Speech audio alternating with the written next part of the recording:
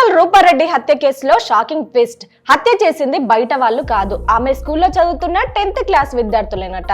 నల్గొండ జిల్లా కొండమల్లెపల్లిలో Nagarjuna school principal కల్లు Rupa Reddy August 11న తన ఇంట్లో దారుణంగా హత్య జరిగింది. ఆమెపై 27 సార్లు కత్తితో దాడి జరిగినట్లు పోలీసులు గుర్తించారు. మొదట ఈ కేసు పోలీసులకు పెద్ద మిస్టరీగా మారింది. దాదాపు 70 సీసీ కెమెరాల ఫుటేజ్ ని పరిశీలించి 80 మందికి పైగా అనుమానితులను విచారించారు. అయితే కేసును ఛేదించడంలో ఒక చిన్న క్లూ కీలకంగా మారింది. హత్యకు ముందు రూపారెడ్డి ఫోన్ లో బాబు అని పలికినట్లు పోలీసులు గుర్తించారు.